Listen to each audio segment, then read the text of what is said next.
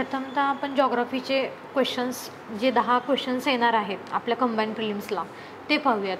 आणि ते कोणत्या टॉपिक्सवरती येतात, म्हणजे 2024ला कोणत्या टॉपिक्सवरती आले आणि 2023ला कोणत्या टॉपिक्सवरती आले ते आपण आधी पाहूयात. म्हणजे आपल्याला एक प्रॉपर सिलेबस, आपल्या सिलेबसचे पॉईंट्स कळतील की आयोग कोणत्या क्वेश्चन्सवरती, कोणत्या टॉपिक्सवरती आपल्याला क्वेश्चन्स विचारत आहे. गेले 2 वर्षाचे जरी पाहिले तरी आपल्याला एक अंदाज येईल की 24ला आणि 23ला भूगोल या विषयावरती आयोगाने जे 10 प्रश्न विचारलेत ते कोणत्या टॉपिक्सवरती विचारलेत.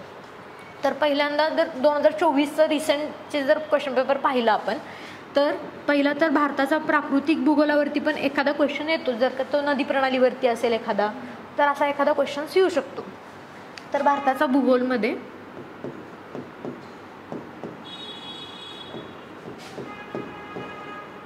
नदी प्रणालीवरती एखादा क्वेश्चन येतो. नदी प्रणालीवरती एखादा म्हणजे एखादी नदी पूर्वेकडून पश्चिमेकडे वाहत आहे किंवा अरबी समुद्राला मिळत आहे किंवा बंगालच्या उपसागराला मिळत आहे, असे एखादा क्वेश्चन येऊ शकतो. म्हणजे एक ऑप्शन देतील तुम्हाला तापी, जी की अरबी समुद्राला मिळते, आणि बाकीच्या 3 नद्या देतील ज्या की पश्चिम बंगालच्या उपसागराला मिळतात. मग तसा एखादा क्वेश्चन आपल्याला येऊ शकतो भारताचा भूगोल नदी प्रणालीवरती. दुसरा एखादा क्वेश्चन येऊ शकतो तो म्हणजे स्थानिक वारे.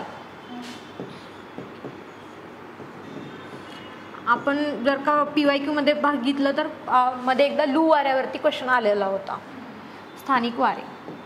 मग तो क्वेश्चन या टॉपिक अंतर्गत येतो, स्थानिक वारे. आणि तिसरा क्वेश्चन आता पाहिला तर महाराष्ट्रातील घाट आणि रस्ते असं जोड्या लावामध्ये क्वेश्चन येऊ शकतो. महाराष्ट्रातील घाट आणि रस्ते. चौथा क्वेश्चन आपण जर का पाहिला तर येऊ शकतो तो म्हणजे डोंगर रांगा, नाही का, डोंगर रांगा नदी प्रणाली यांचा सिक्वेन्स येऊ शकतो, किंवा 2 डोंगर रांगामधील नदी प्रणाली सांगा, असंही एखादा क्वेश्चन येऊ शकतो.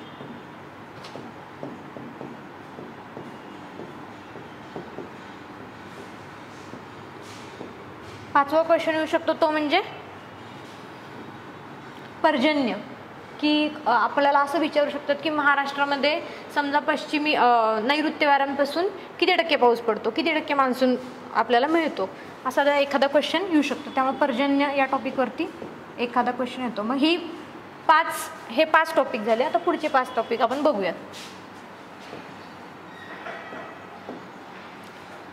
पर्जन्यमान झाल्यावरती नागरी वस्तीची व्याख्या, म्हणजे आता आपल्याला ते विचारतील की लोकसंख्या किती असली की नागरी वस्ती आपण त्याला डिफाईन करू शकतो, किंवा तिथलं घनता किती असेल म्हणजे आपण नागरी वस्ती डिफाईन करू, किंवा तिथला व्यवसाय, लोकांचा, पुरुषांचा व्यवसाय, तर त्याच्यावरती पण नागरी वस्तीची व्याख्या आपल्याला विचारू शकतात.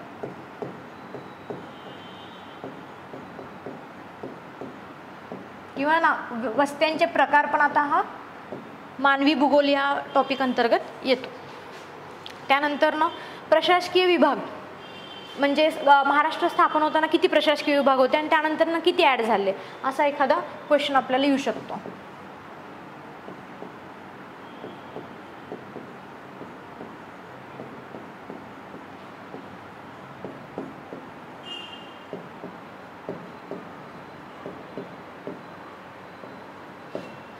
प्रशासकीय विभागानंतर मृदा प्रकार आणि खडक प्रणाली. एक प्रश्न फिक्स असतो मृदा प्रकारावरती की कोणती मृदा आहे कोणत्या भागात. खडक प्रणाली.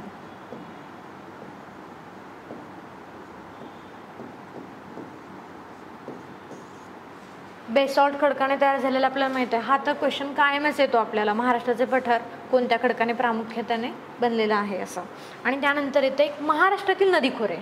आता आपण इथे जो बघितलं भारताच्या भूगोलामध्ये तिथली नदी प्रणाली वेगळी, आणि एखादा क्वेश्चन येऊ शकतो ते महाराष्ट्रामधील नदी प्रणाली.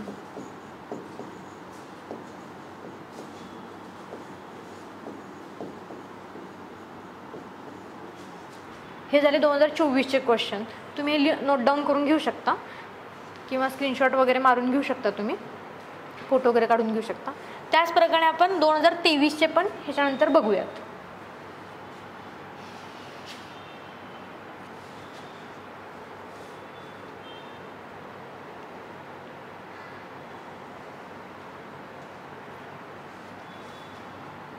तुम्ही स्क्रीनशॉट काढून घ्या, मी बाजूला सर. ठीक आहे.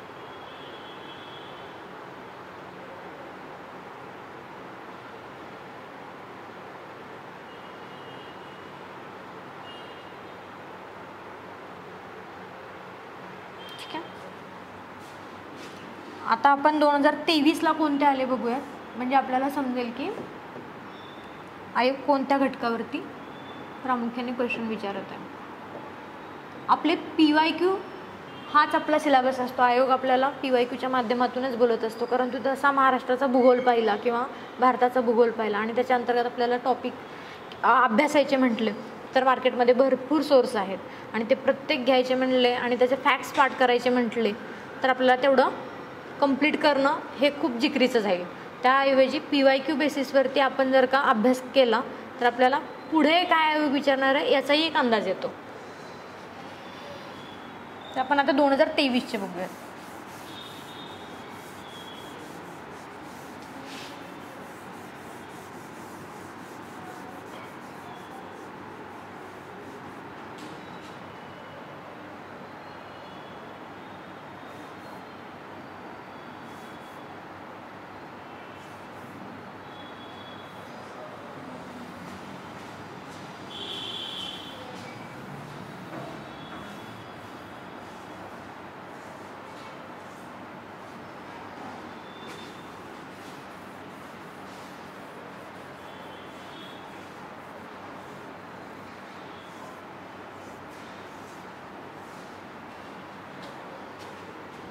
दोन 2023चे बघूयात आता आपण.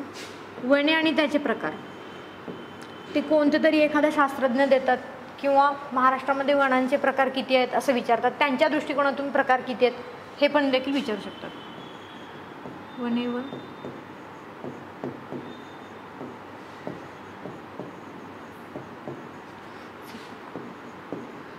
दुसरं विचारतील ते स्वच्छ शहर पुरस्कार. काही करंटमधले पण जे क्वेश्चन्स असतात ना ते पण जॉग्राफीच्या अँगलने येऊ शकतात की सध्या स्वच्छ शहर पुरस्कार कुणाला भेटलेला आहे असा एखादा क्वेश्चन करंटच्या अँगलनं पण येऊ शकतो.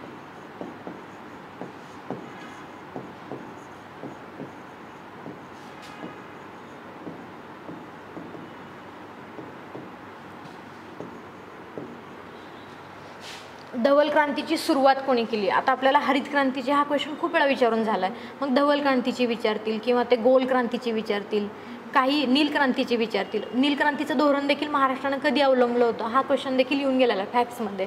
मग तसा धवल क्रांतीचं पुरस्कार ते विचारतील किंवा ते कधी चालू झाली असे देखील आणि त्याचे टप्पे देखील विचारतील धवल क्रांती.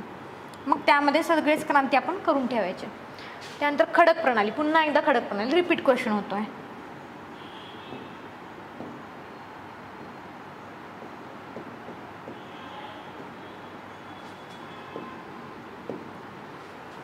त्यानंतर येतं औष्णिक वीज केंद्र.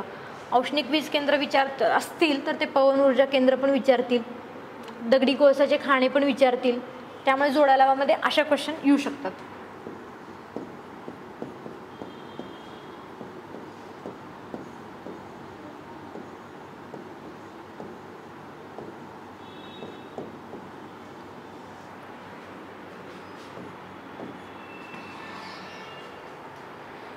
हां, पठार. आता आपल्याला हा क्वेश्चन एकदा येऊन गेला होता, रायलसीमेच्या पठाराच्या पूर्वेला काय आहे किंवा पश्चिमेला काय आहे असा क्वेश्चन एखादा येऊ शकतो आपल्याला.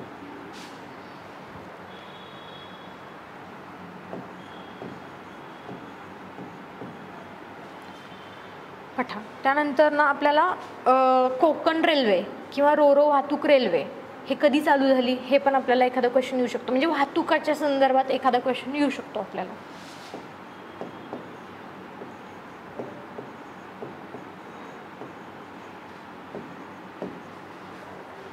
वाहतूक झाल्यावरती उत्तरेकडील पर्यटन स्थळे. पर्यटन ते बाबा बकाला असे आपल्याला काही क्वेश्चन जोडालावामध्ये आले होते. हां, मग उत्तरेकडील पर्यटन स्थळे, दक्षिणेकडील पर्यटन स्थळे आपल्याला जोडालावामध्ये येऊ शकतात. पर्यटन पण त्या अँगलनं करून ठेवायचं. ॲक्च्युली हा विषय आपल्याला पर्यटन वगैरे हा टॉपिक मेन्समध्ये विचारतात, पण एखादा क्वेश्चन प्रिलिममध्ये आला तर आपण तो तयार राहायला पाहिजे.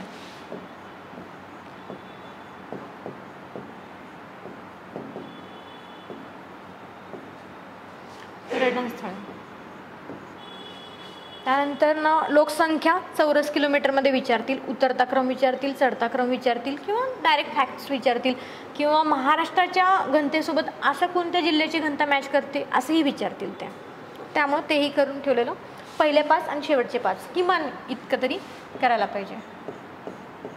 लोकसंख्या या टॉपिकवरती क्वेश्चन फक्त जॉग्राफीमध्ये नाही तर इकॉनॉमिक्समध्ये पण येतो, तर त्याही अँगलनं हा टॉपिक चांगला केला पाहिजे.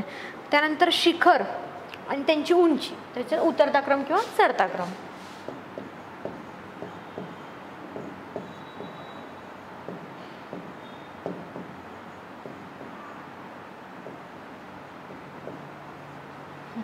तर हे टॉपिक आहेत. म्हणजे 23 आणि 24चे किमान आपण हे जर 20 टॉपिक जर का केले तर आपल्याला कळेल की सिलेबस काय आहे आणि PYQ काय आहेत आणि त्याच्या पुढे येणाऱ्या प्रश्नांचा एक संदर्भ आपल्याला कळून जाईल. तर आता आपण क्वेश्चनकडे वळूयात.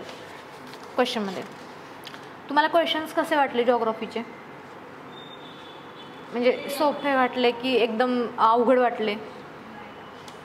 हां, तर हे पूर्णतःच एखादा म्हणजे आपल्या PYQला धरून काढलेले आहेत हे क्वेश्चन. म्हणजे सगळेच PYQचे म्हटलं तरी काही हरकत नाही. का तर आपल्याला आपण जर PYQचा अभ्यास नाही केला ना तर आपल्याला पुन्हा जर होणाऱ्या चुका, पुन्हा जर आयोगानं तशाच प्रकारचा क्वेश्चन, का तर आयोगाचे पेपर सेटर पण PYQलाच फॉलो करणार आहेत आणि आपण PYQ नाही केलं तर आपल्याकडून त्याच चुका पुन्हा वारंवार होत राहतील. आयोग कोणत्या डेपपर्यंत जाते, फॅक्ट्स कोणत्या टॉपिकवरती विचारते आणि कन्सेप्ट कोणत्या टॉपिकवरती विचारते हे आपल्याला PYQमधूनच समजणार आहे. त्यामुळे आजचा पूर्ण पेपर ना जवळपास group B, combine group B mains 2024, combine group C mains 2024 आणि 2023 आणि 2023 आणि 24 कंबाईनचे ग्रुप बी पण आणि ग्रुप सी पण या प्रिलिमच्या धर्तीवरती सेट केला आहे. जवळपास सेम प्रश्न तसेच सेट केलेले आहेत. त्यामुळं तुम्ही आता याच्यामध्ये किती चुकले ना त्यावरून आपल्याला कळणार आहे की आपण PYQचा अभ्यास किती केलेला आहे किंवा PYQ आपल्या डोळ्याखालून किती घातलेले आहेत. आपण क्वेश्चनकडे वळूयात आता. जिओग्राफीचे क्वेश्चन आपण क्वेश्चन नंबर 26 पासून बघूयात.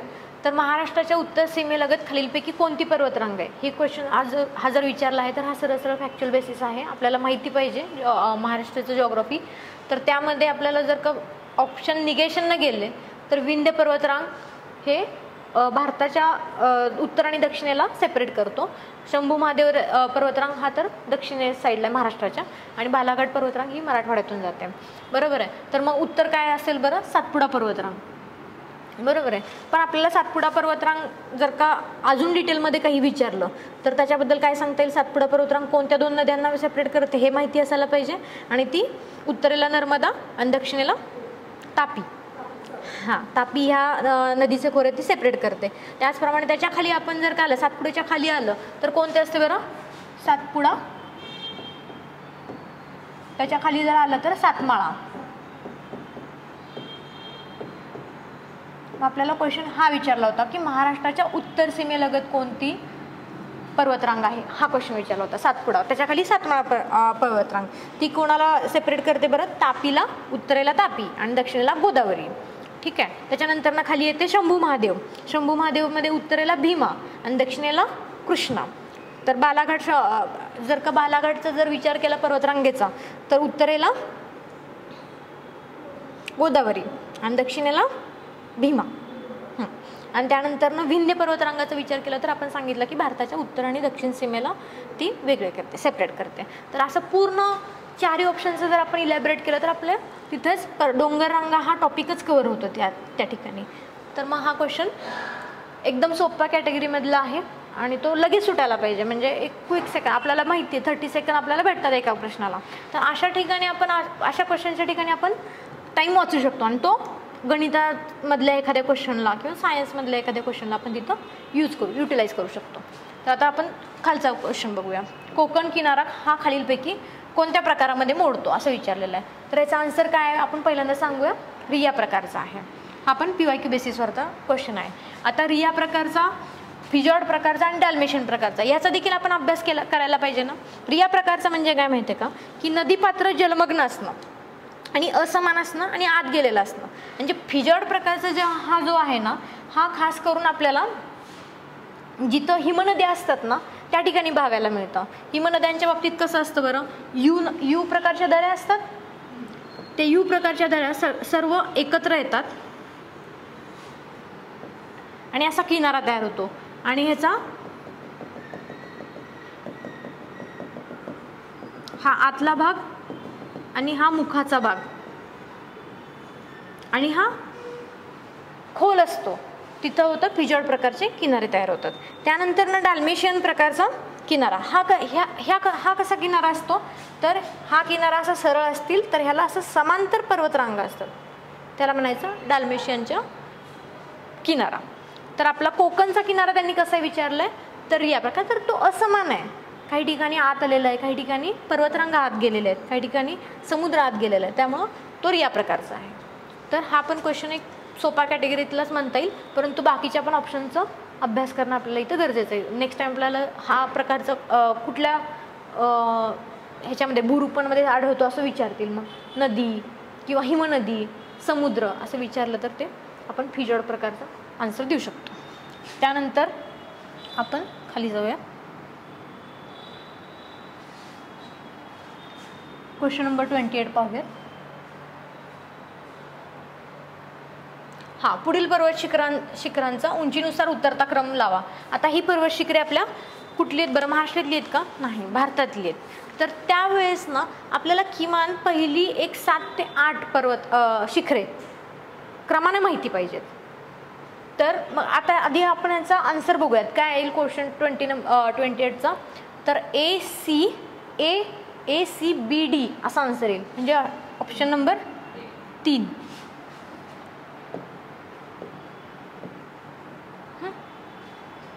आपण आधी त्यासाठी ना आपण सिक्वेन्स बघूयात. तर पहिलं कोणतं आपल्याला माहिती, माउंट एव्हरेस्ट.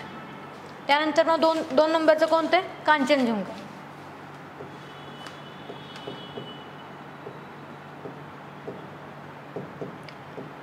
ह्यांची उंची देखील आपण जर का फॅक्ट्समध्ये जर पाठांतर केले तरी ते आपल्याला नेक्स्ट टाइम विचारलं तर सोपं जाईल. त्यानंतर येतो मकालू,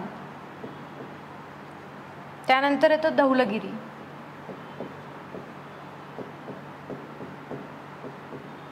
त्यानंतर येतो नंगा पर्वत,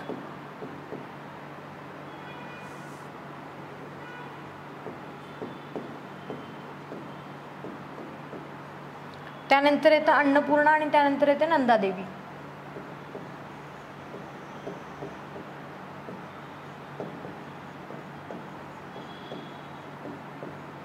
हा, माउंट एव्हरेस्टची उंची विचारली तर त्यांनी आपल्याला 8,848. त्यानंतर कांचनजुंगाची विचारली तर 8,598. मकालूची विचारली तर त्यांनी 8,481. धौलगिरीची विचारली तर 8,172. नंगा पर्वतची विचारली तर 8,126. अन्नपूर्णाची विचारली तर 8,078.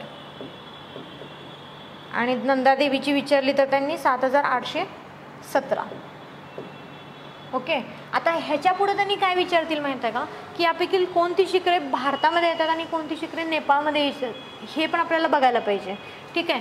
माउंट एव्हरेस्ट कोणत्या देशात आहे बरं, नेपाळमध्ये. आणि भारतातलं सर्वात उंच हे जे आहे ते कांचनजुंगा आहे. मकालू आपल्याकडे आहे का नेपाळमध्ये, नेपाळमध्ये. धौलगिरी नेपाळमध्ये, नंगा पर्वत भारतात, त्यानंतर अन्नपूर्णा नेपाळमध्ये आणि त्यानंतर नंदादेवी भारतात. मग एवढा आपल्याला किमान फॅक्ट्स आपल्याला माहिती पाहिजेत. मग ह्यानुसार आपण बघूयात की उत्तर निघतं का. तर माउंट एव्हरेस्ट आहे का कुठे, नाही. कांचनजुंगा आहे का, नाही. मग मकालू पहिल्यांदा आहे. मग एकाच ह्याच्यामध्ये निघाला ना, एक जरी पहिले 3 जरी माहिती असले असते तरी तुम्हाला हा आन्सर आला असता. मकालू नंतर कोणता आहे म्हणलं आपण, अन्नपूर्णा आहे. त्यानंतर कोणता आहे, नंदादेवी. मग बद्रीनाथ नाही जरी माहिती असलं तरी इथे चालत होतं. त्यामुळे याचा आन्सर काय येईल बरं, क बड. मग हे आपल्याला फॅक्ट्स माहिती असणं गरजेचं आहे. इथून पुढे जर क्वेश्चन पुढच्या लेअरमध्ये आला तर आपल्याला काय माहिती असणं गरजेचं आहे, नेपाळमध्ये आहे की भारतात आहे. आणि त्यानंतर ह्याच्या पुढचा लेअरचा जर क्वेश्चन आला तर ते असं विचारतील, याच शिखरांचा क्रम पूर्वेकडून पश्चिमेकडे लावा किंवा पश्चिमेकडून पूर्वेकडे लावा. तर ह्यासाठी आपण तयार असलं पाहिजे. ठीक आहे. आता आपण क्वेश्चन नंबर 29 कडे जाऊ. हा सन 2011च्या जनगणनेनुसार महाराष्ट्रातील खालील जिल्हे आणि तेथील लिंग गुणोत्तर प्रमाण यांच्या जोड्या लावा. आपल्याला लिंग गुणोत्तर प्रमाणाच्या जोड्या लावा विचारतील किंवा बाल लिंग गुणोत्तराच्या विचारतील, घनतेच्या विचारतील, असे अनेक क्वेश्चन येऊन गेलेले आहेत. हा पण PYQच्या धर्तीवरतीच आपण तयार केलेला आहे हा क्वेश्चन. मग अशा वेळेस ना आपल्याला पहिले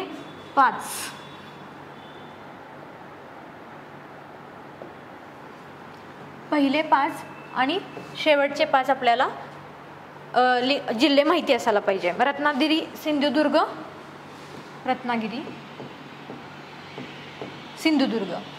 रत्नागिरी आहे का ह्याच्यामध्ये?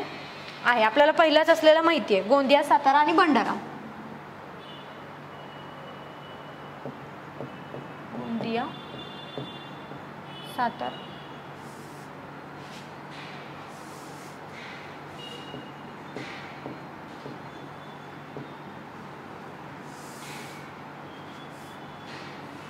हां, हे आपल्याला पहिले 5 जर माहिती असतील तर रत्नागिरी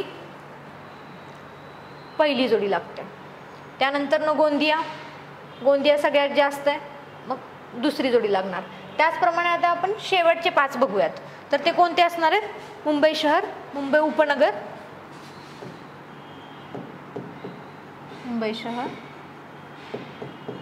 उपनगर, त्यानंतर ठाणे, पुणे आणि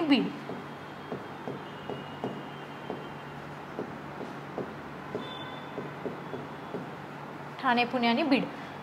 मग त्यानंतर ना आपल्याला याच्यावरून 1 आणि 2 हे 2 जोड्या लागल्या तर आपण हे कट केलं.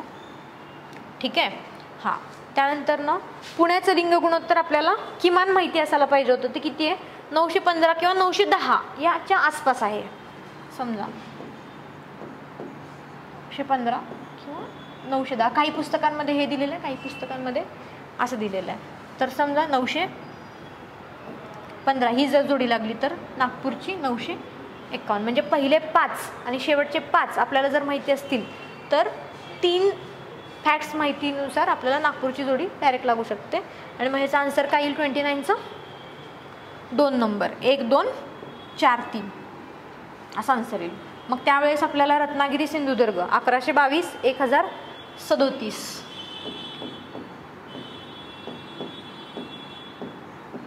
ठीक आहे. त्यानंतर गोंदिया आणि सातारा 996 986. हे 5 आपल्याला पहिले पाठ असतील तर त्याच्यावरून सुटू शकतात. आणि भंडारा 984. नंतर मुंबई शहर आणि मुंबई उपनगर 838 आणि 857.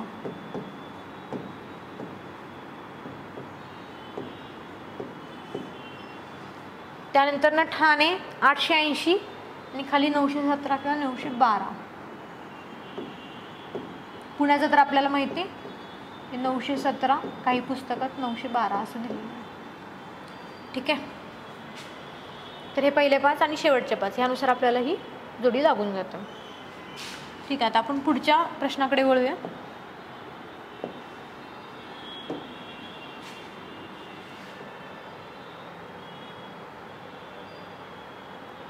हां, क्वेश्चन नंबर 30. दख्खनचे पठार बेसॉल्ट आणि ग्रॅनाइट खडकांनी बनलेले आहे. कारण विचारलंय त्यांनी. आणि असे जर का मल्टी चॉईस जर त्यांनी ऑप्शन दिलेले असतील तर त्यावेळेस प्रत्येक वेळेस वरीलपैकी सर्व किंवा कोणते तरी 2 ऑप्शन घेतलेले पाहिजे, कोणते तरी 3 ऑप्शन जास्तीत जास्त घेऊन जाण्याचा पर्याय इथं फटका बसू शकतो. मग त्यांनी आपल्याला काय विचारलंय? दख्खनचे पठार आणि बेसॉल्ट व ग्रॅनाइट खडकांनी बनलेले आहे. याचं कारण विचारलंय. प्रमुख कारण काय असू शकतं बरं? दख्खनचे पठार तयारच का बरं झालं? ज्वालामुखीची प्रक्रिया. किती वेळा तर उद्रेक झाला आणि त्याच्यावरती 40 थर पण रचले गेले होते. त्यामुळं आपल्याला हे माहिती पाहिजे. तर मग ह्याचा आन्सर काय येईल बरं? दख्खनच्या पठारांचा फक्त ब येईल ना. मग तिथे सामुद्र सान्निध्य काय आहे का त्याचं ऑप्शन? त्याचं काही रिलेव्हंट आहे का? नाही. त्यानंतर या ठिकाणी जास्त उष्णता आहे, मग ह्याचा आणि ह्याचा काही संबंध आहे का? नाही. भूकंप क्षेत्र, पण ह्याचा आणि ह्याचा काही संबंध आहे का? नाही. ज्वालामुखी प्रक्रिया, मग फक्त ब. मग अशा वेळेस जर आपण जास्तीत जास्त ऑप्शन जर घ्यायला गेलो, ब आणि क जर घ्यायला गेलो तर हा क्वेश्चन चुकू शकतो. तर मग ज्वालामुखी. मग आपल्याला दख्खनच्या पठाराबद्दल जास्तीची जर माहिती विचारली तर काय असू शकतं बरं? दख्खनच्या पठाराची जास्तीची माहिती एकतर ती भेगीय म्हणजेच भ्रंशमूलीय या उद्रेकातून दख्खनचा पठार तयार झालेला आहे त्यावेळेस. आणि किती वेळा उद्रेक झाला ज्वालामुखीचा? 29 वेळा उद्रेक झाला. भ्रंशमूलीय. आपल्याला नेक्स्ट टाइम जर का क्वेश्चन विचारला तर तो उद्रेक कोणत्या प्रकारचा होता हा विचारू शकतात. केंद्रकीय उद्रेक आहे की भ्रंशमूलीय उद्रेक आहे. मग आपल्याला माहिती पाहिजे भ्रंशमूलीय उद्रेक आहे. त्यानंतर ना कालखंड कोणता होता हा पण विचारतात. ते क्रिटेशियस कालखंड होता. नंतर खडक कोणता आहे, मुख्यतः बेसॉल्ट, त्यांनीच दिलेल्या ऑप्शनमध्ये क्वेश्चनमध्ये. त्यानंतर मृदा कोणत्या प्रकारची आपल्याकडे, मुख्यतः रेगूळ किंवा काळी मृदा, ती मुख्यतः या खडकामुळेच तयार झालेली आहे, बेसॉल्ट या खडकामुळे.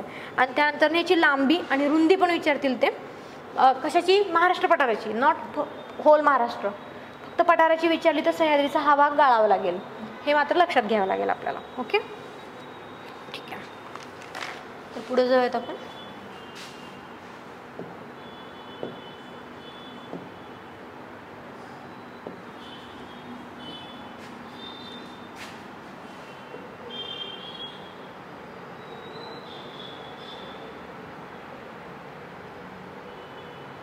क्वेश्चन नंबर 31 मध्ये बघा, महाराष्ट्रामध्ये बॉक्साईटचे साठे खालीलपैकी कोणत्या जिल्ह्यात आहेत हा क्वेश्चन विचारलेला आहे. अशा वेळेस ऑप्शन पण आपण नीट बघणं गरजेचं आहे. तर बाकीचे जिल्हे जर पाहिले तर ते विदर्भातले आणि एक जिल्हा आहे तो इकडं आपला पश्चिम महाराष्ट्रातला आहे. मग बॉक्साईटचे साठे असा आयोग खूप वेळा करतं. जर का नाही सुचलं तर 3 ऑप्शन खूपच वेगळे असतात आणि एक ऑप्शन आपल्याला एक साईन देत असतो की तोच आन्सर आहे म्हणून. तर बॉक्साईटचे साठे खालीलपैकी कोणत्या जिल्ह्यात आहेत विचारले तर ते काय सांगता येईल, कोल्हापूर. हां, मग अशा वेळेस ते नेक्स्ट टाइम क्वेश्चन काय विचारतील, मँगनीजचे साठे विचारतील, लोह खनिजाचे साठे विचारतील, त्यानंतर क्रोमाइटचे विचारतील. त्यामुळे अशा वेळेस आपल्याला माहीत पाहिजे मँगनीजचे कुठे आहेत बरं, भंडारा आणि नागपूर. मँगनीजचे भंडारा आणि नागपूर. त्यानंतर आपल्याला बॉक्साईटचं तर त्यांनी सांगितलेलं कोल्हापूरला आहे आणि मुख्यतः कोणत्या खडकात सापडतात असं जर विचारलं तर जांबा खडकात. कोल्हापूर आणि कोकणच्या साईडला कोणता खडक आहे, जांबा खडक आहे. त्यानंतर लोह खनिज, बॉक्साईट आपल्याला माहिती आहे. त्यानंतर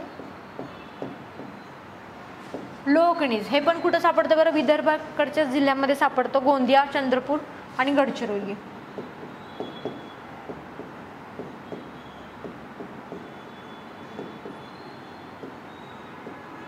गोंदिया आणि चंद्रपूर आणि गडचिरोली. आणि त्यानंतर क्रोमाइट जर का विचारलं तर सिंधुदुर्ग, रत्नागिरी,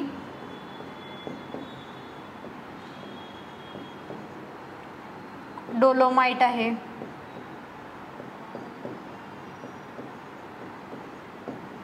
हे पण यवतमाळ वगैरे या साईडला सापडतात. आणि क्रोमाइट सिंधुदुर्ग, रत्नागिरी या साईडला सापडतात. आपल्याला यांचं जर पर्सेंटेज विचारलं तर मॅंगनीज किती % साठे आहेत बरं महाराष्ट्रामध्ये, 40%. त्यानंतर बॉक्साईटचे जर विचारलं तर किती टक्के साठे आहेत, 21% साठे आहेत. यावरती पण क्वेश्चन नेक्स्ट टाइम जाऊ शकतो. लोह खनिजाचे साठे किती आहेत बरं, 20% आहेत. आणि क्रोमाइटचे 10%. ठीक आहे, ह्यावरती पण क्वेश्चन जाऊ शकतो. त्यामुळे हे आपल्याला ह्या क्वेश्चनवरून ह्या गोष्टी माहीत असल्या पाहिजेत. ठीक आहे,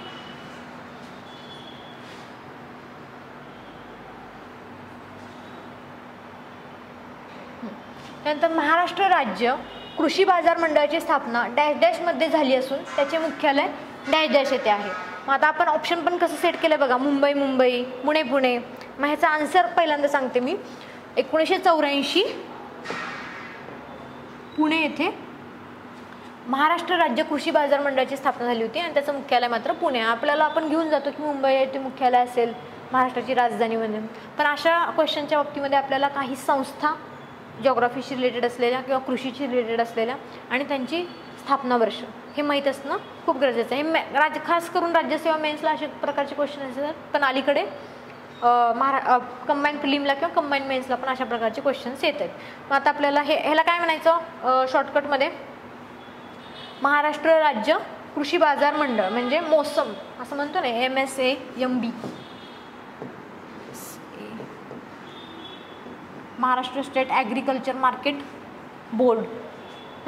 शॉर्टकटमध्ये ह्याचं काम काय बरं, बाजार व्यवस्थेमध्ये अद्ययावतपणा आणणे हे या संस्थेचं काम आहे. ठीक आहे. आणि त्याचप्रमाणे जर आपल्याला MCAER जर विचारलं तर MCAER ही जर संस्था विचारली आपल्याला, म्हणजेच महाराष्ट्र कृषी शिक्षण आणि संशोधन परिषद, ह्याचा लॉंग फॉर्म. ठीक आहे. 1984 ह्याची पण सेम आहे, 1984ची स्थापना आहे आणि मुख्यालय पण याचं कुठे आहे, पुणे येथे आहे. आपल्याला त्या अनुषंगाने ही एक संस्था आपण करून ठेवायला पाहिजे. ह्याचं काय बरं, महाराष्ट्र कृषी शिक्षण आणि संशोधन परिषद.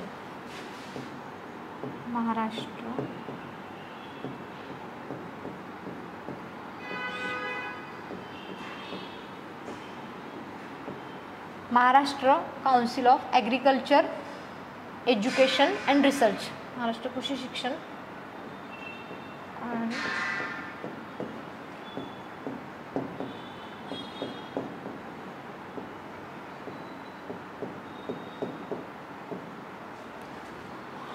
याचं काम काय बरं, आपले जे महाराष्ट्रात 4 कृषी विद्यापीठ आहेत ना, त्याच्या अंतर्गत असतात. त्यांच्यामध्ये समन्वय साधण्याचं काम हे करतं. आणि हे काय करतं, बाजार व्यवस्थेमध्ये अद्ययावतपणा आणणे, हे त्याचं काम करतं. आपल्याला ही वरची जरी माहिती असली तरी पुरेसं आहे.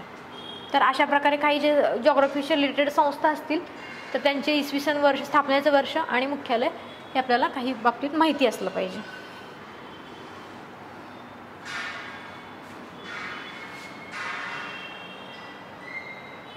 महाराष्ट्रातील वार्षिक पर्जन्य आणि प्रादेशिक विभाग यांच्या जोडायला आपण बघितलं होतं, एक पर्जन्यावरती फिक्स क्वेश्चन येतो. हां ठीक आहे, नैऋत्य मान्सून वाऱ्यांपासून किंवा ईशान्य मान्सून वारे, किंवा आपल्याला पर्सेंटेज विचारतील, किंवा विभाग वाईज आपल्याला किती पर्जन्य पडतो त्या विभागात हे पण विचारतील. मग आपल्याला जर का आपण जोड्या लावायचं झालं तर आपल्याला माहिती की सगळ्यात जास्त पाऊस कुठे पडतो बरं, कोकणात पडतो. मग याचा आपण आन्सर जर काढायचं, पहिला आपण आन्सर बघूयात. तर काय येईल याचा आन्सर,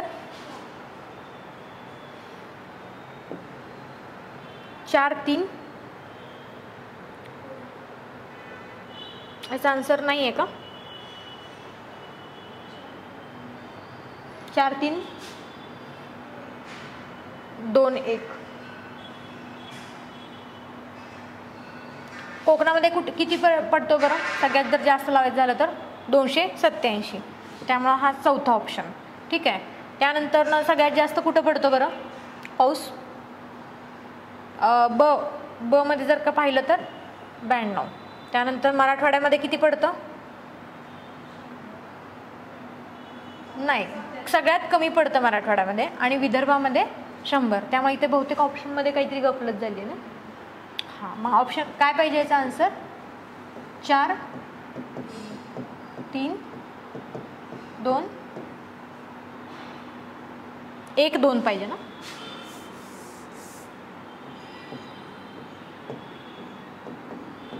ठीक आहे.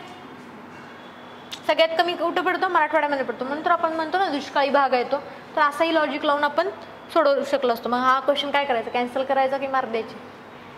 ठीक आहे, चालेल. मग ह्याचं आपल्याकडे ऑप्शनच अवेलेबल नाही, त्यामुळे हा क्वेश्चन कॅन्सल होऊ शकतो.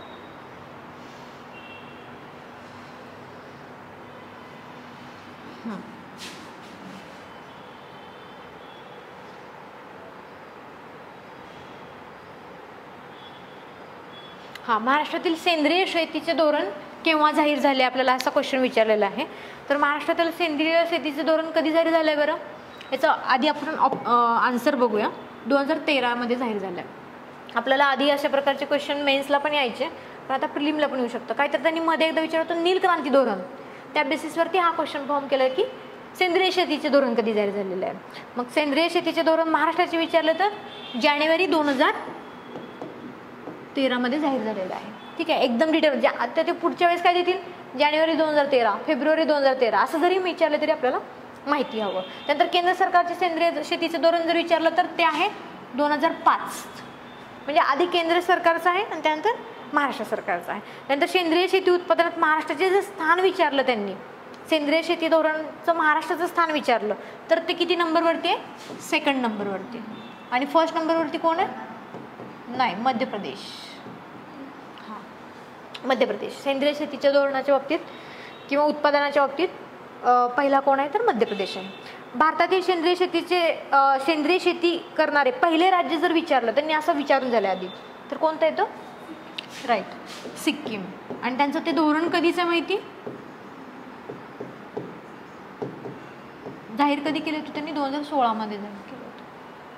ठीक आहे. महाराष्ट्राचे नील क्रांतीचे धोरण जर हा क्वेश्चन विचारला होता की महाराष्ट्र, हा PYQ होता, त्या बेसिसवरती हा क्वेश्चन फॉर्म केलाय. महाराष्ट्र नील क्रांती धोरण हा कधीचा आहे माहिती, हा PYQ आहे, 2017चा आहे. ठीक आहे.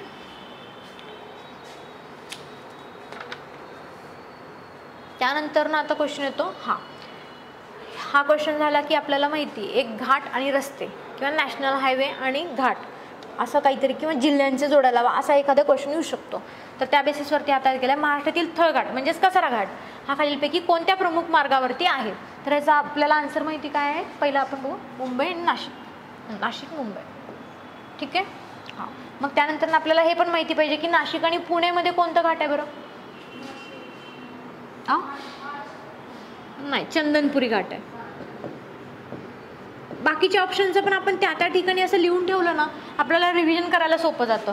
मुंबई आणि पुणेमध्ये कोणतं घाट आहे, बोर घाट आहे. त्यानंतर पुणे आणि बारामतीमध्ये कोणता घाट आहे, दिवा घाट आहे, दिवे घाट आहे किंवा दिवा घाट आहे. ठीक आहे. मग असे आपल्याला काही गोष्टी माहिती पाहिजे. ठीक आहे. तर हे झाले जॉग्राफीचे क्वेश्चन. जॉग्राफीच्या क्वेश्चनच्या बाबतीत एवढंच करायचं आहे की आपल्याला खूप हार्ड क्वेश्चन्स येणार नाही आहेत, साधे क्वेश्चन्स येणार आहेत, फॅक्च्युअल बेसिसवरती येणार आहेत आणि खास करून महाराष्ट्राच्या संदर्भात येणार आहेत. 1 ते 2 क्वेश्चन आपल्याला भारताच्या जॉग्राफीवरती जातील आणि त्यासाठी नदी प्रणाली किंवा खडक प्रणाली भारताच्या जॉग्राफीवरचं करणं महत्त्वाचं आहे. बाकीचे क्वेश्चन्स हे आहेत. तर हे झालं जॉग्राफीचं डिस्कशन. आता आपण पुढे करंटचं बघूया.